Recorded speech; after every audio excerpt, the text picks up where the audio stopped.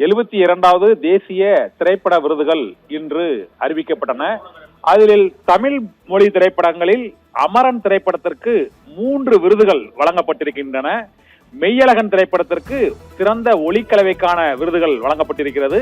அமரன் திரைப்படத்தை பொறுத்தவரை இசையமைப்பாளர், சிறந்த இசையமைப்பாளராக GV பிரகாஷுக்கும், இதே போல எடிட்டிங் பட தொகுப்புக்காக கலைவாணருக்கும், அந்த படத்தின் அமரன் திரைப்படத்தின் இயக்குனர் ராஜ்குமார் பெரியசாமிக்கும் விருது வழங்கப்பட்டிருக்கிறது.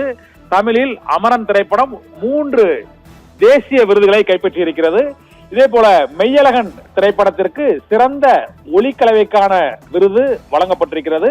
தமிழில் சிறந்த படமாக கேப்டன் மில்லர் திரைப்படம் அந்த விருதை கைப்பற்றியிருக்கிறது. தேசிய அளவில் சிறந்த நடிகருக்கான விருதை நடிகர் மம்முட்டி பிரம்மயுகம் என்ற திரைப்படத்தில் நடித்ததற்காக அவர் அந்த விருதை பெறுகிறார். சிறந்த நடிகைக்கான விருதை ஆர்டிகல் 370 என்ற திரைப்படத்தில் நடித்த யாமி கௌதம் என்ற நடிகை அந்த விருதை கைப்பற்றியிருக்கிறார். இதே போல தமிழில் வெளியான திரைப்படங்களில் அமரன் மற்றும் கேப்டன் மில்லர், மெய்யழகன் ஆகிய திரைப்படங்கள் அந்த விருதை பெற்றிருக்கின்றன. தனுஷிற்கு 5வது தேசிய விருது, நடிகர் தனுஷிற்கு 5வது தேசிய விருது கிடைத்திருக்கிறது. அவர் கேப்டன் மில்லர் திரைப்படத்தில் நடித்ததற்காக சிறந்த படத்திற்கான விருது அந்த கேப்டன் மில்லர் திரைப்படத்திற்கு கிடைத்திருக்கிறது. இதே போல தேசிய விருது பெற்றதில் தனுஷ் நடித்த அந்த திரைப்படங்களில் ஆடுகளம் மற்றும் அவர் தயாரித்த காக்கா முட்டை உள்ளிட்ட திரைப்படங்களுக்கும் ஏற்கனவே விருதுகள் அசுரன் உள்ளிட்ட திரைப்படங்களுக்கு விருதுகள் கிடைக்கப்பட்ட சூழ்நிலையில் இப்போது 5வதாக தனுஷ் நடித்த கேப்டன் மில்லர் திரைப்படமும் சிறந்த படமாக தேர்ந்தெடுக்கப்பட்டிருக்கிறது.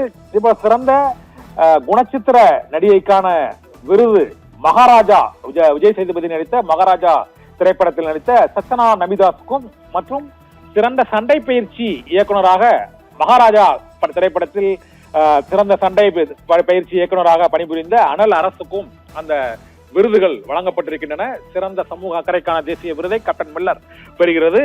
அதிக விருதுகள் பெறும் என எதிர்பார்க்கப்பட்ட பல்வேறு தமிழ் படங்களுக்கு விருதுகள் கிடைக்காத சூழ்நிலையில் அமரன், மெய்யழகன், கேப்டன் மில்லர், அது தவிர மகாராஜா, விஜய் சேதுபதியின் மகாராஜா ஆகிய 4 படங்களுக்கும் பல்வேறு விருதுகள் கிடைத்திருக்கின்றன.